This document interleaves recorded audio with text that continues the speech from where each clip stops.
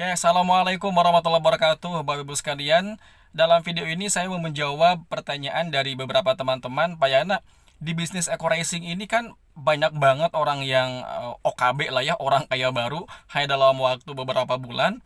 Dalam waktu 3 bulan ada orang yang sudah dapat Mobilio, dalam waktu 6 bulan sudah ada orang yang dapat Pajero, dalam waktu 12 bulan sudah ada orang yang dapat semuanya reward. Ada yang dapat motor 20 juta, dapat mobilio 150 juta, Pajero 500 juta, dan rumah cash senilai 1 miliar.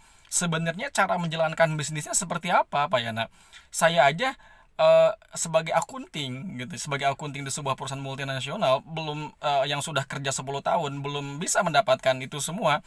Saya aja kerja sebagai manajer HRD di sebuah perusahaan belum mendapatkan itu semua. Saya aja kerja sebagai kepala bagian, kepala cabang, belum mendapatkan itu semua. Sedangkan di Eco Racing, saya dengar ada office boy yang dalam waktu 24 bulan mendapatkan motor cash, mobilio cash, pajero cash, dan rumah 1 miliar. Ada seorang driver ojol juga sukses di bisnis ini.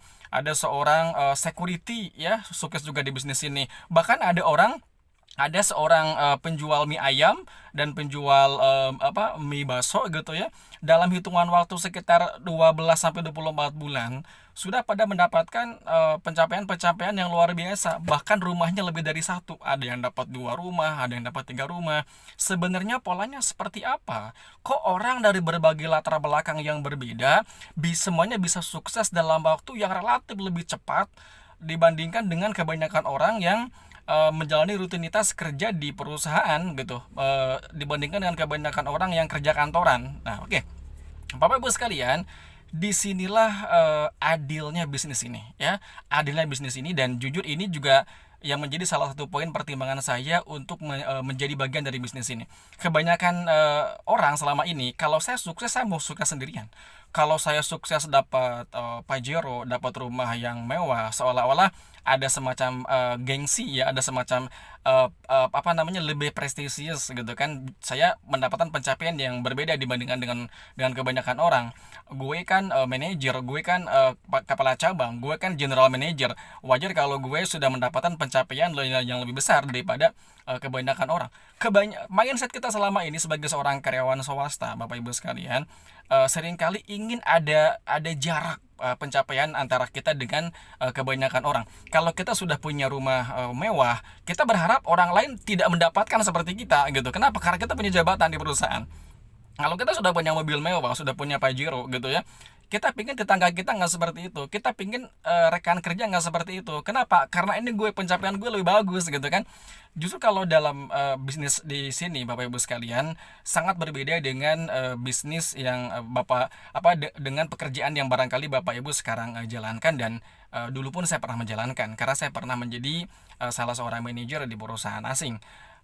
Di sini justru mentalitas kita adalah sukses berbarengan, sukses bersama-sama, sukses berjemaah. Jadi kita polanya, kita sukses dan kita pun mensukseskan orang lain. Kita sukses dan kita pun mensukseskan mitra-mitranya. Oke, tanpa panjang lebar, polanya seperti apa, Pak Yana?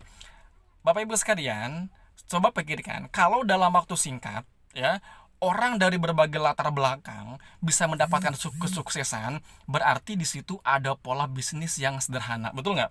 Berarti di situ ada pola bisnis yang bisa dijalankan oleh orang dari berbagai latar belakang.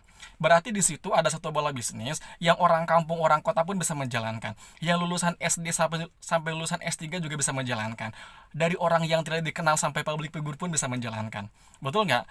Memang betul, Bapak Ibu sekalian. Jadi di sini polanya cuman saya menyebutnya PCA, Bapak Ibu sekalian. Apa itu PCA?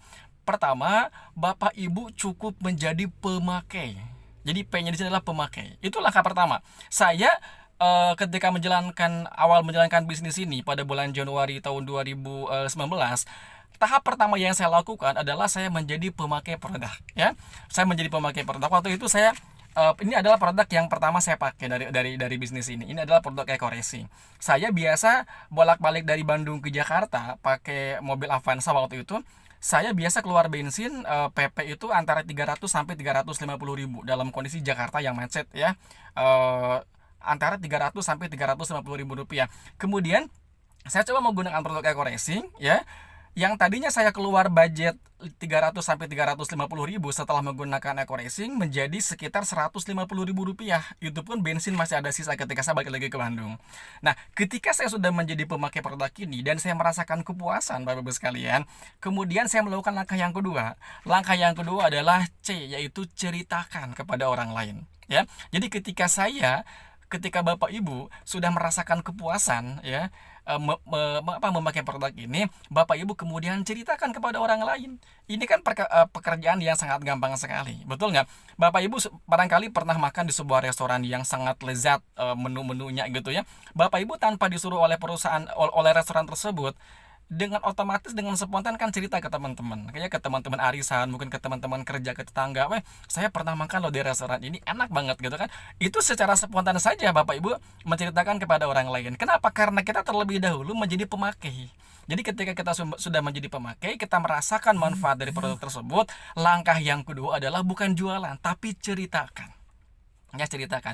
Kalau orang-orang yang kepada mereka Bapak Ibu menceritakan, tentunya mereka juga penasaran dong. Kalau seperti saya dulu bulan Januari tahun 2019, waktu itu kan belum ada produk yang ketika dipakai itu bisa menghemat bensin sekitar 50 sampai dengan 50%. Ini kan apa namanya, produk yang sangat luar biasa. Teman-teman saya yang saya ceritakan, mereka penasaran dong, ya, memangnya produk seperti apa yang bisa menghemat bensin sampai dengan 50%? Orang pasti percaya ketika saya sudah merasakan manfaat dari produknya. Nah, ketika mereka penasaran, mereka ingin mencoba dong. Dan ketika mereka ingin mencoba, berarti mereka harus punya produknya, ya. Mereka harus punya produknya. Nah, ujung-ujungnya kita melakukan langkah yang ketiga. Apa? Ajak, ya. Ajak mereka untuk apa? Nah, ajak mereka untuk menjadi pemakai.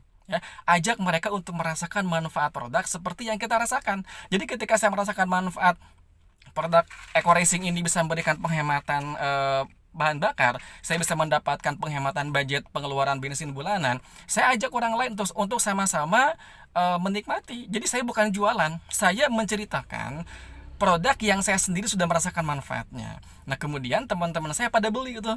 Ada yang beli 1,5 juta, ada yang beli 4,5 juta, ada yang beli 10,5 juta. Sebenarnya saya bukan jualan. Tetapi ketika teman-teman, ya, ketika orang-orang yang saya ceritakan kepada mereka dan mereka melakukan pembelian karena mereka ingin mencoba, berarti secara tidak langsung saya jualan. Betul nggak? Di situ ada jualan. Tapi di sini kita bukan untuk jualan, tapi andai kata Bapak Ibu jago jualan, itu punya nilai, itu sebagai nilai tambah, itu sebagai nilai lebih. Jadi praktis cuma itu aja. Saya dengan semua mitra-mitra saya dan ribuan orang-orang yang sudah sukses, semuanya cuma menjalankan pola yang sederhana barusan. Yang pertama, saya dan ribuan orang mitra yang lainnya, dan ini juga Bapak Ibu kalau mau menjadi bagian dari bisnis ini, langkah pertama adalah cuma menjadi pemakai, ya, menjadi pemakai produknya, pakai. Kemudian yang kedua, ceritakan, ya. Kemudian setelah menceritakan, Bapak Ibu ajak mereka untuk menjadi bagian daripada bisnis ini. Cuma itu tok, Bapak Ibu sekalian, tidak lebih dan tidak kurang. Jadi pakai, cerita, ajak. Misalkan Bapak Ibu memakai produk tersebut, kemudian menceritakan kepada si A tersebut akhirnya ingin menjadi pemakai produk ini, ya. Setelah dia menjadi pemakai produk ini, sama, dia pun melakukan hal yang sama seperti Bapak Ibu. Dia pun cerita kepada teman-temannya. Kemudian dia mengajak teman-temannya. Nah, teman-temannya setelah mereka pun bergabung, lakukan hal yang sama juga. Mereka pakai produknya, mereka pun cerita kepada teman-temannya. Kemudian mereka ajak lagi teman-temannya. Hanya seperti berputar-putar. Kalau polanya cuma pakai cerita ajak, berarti dari OB sampai direktur pun bisa menjalankan bisnis ini. Orang yang lulusan SD sampai lulusan S3 pun bisa menjalankan bisnis ini. Saya katakan disinilah adilnya bisnis ini. Jadi orang yang berpendidikan rendah sampai berpendidikan tinggi pun semuanya berpeluang mendapatkan kesuksesan di bisnis ini. Ibu-ibu yang sehari-hari dasteran di rumah pun bisa sukses di bisnis ini. Ibu-ibu wanita karir pun bisa sukses di bisnis ini. Bisnis ini adalah bisnis yang sangat adil. Dan sekarang itu kita sudah masuk ke zaman di mana ekonomi ini shared economy. Jadi ekonomi yang kita berbagi keuntungan dengan banyak orang. Jadi Bapak Ibu, sekarang bukan zamannya lagi kita pengen sukses sendirian. Kita bukan zamannya lagi pengen berprestasi sendirian. Tapi sekarang kalau Bapak Ibu pengen sukses, ya, di ekonomi zaman sekarang tuh Bapak Ibu harus mensukseskan orang lain. Dan disitulah kunci keberhasilan PT BES. Kenapa dalam hitungan 12 sampai 24 bulan bisa melahirkan sapi dengan ribuan miliarder, Bapak Ibu sekalian. Ini harus menjadi bahan renungan buat kita semua, ya. Assalamualaikum warahmatullahi wabarakatuh.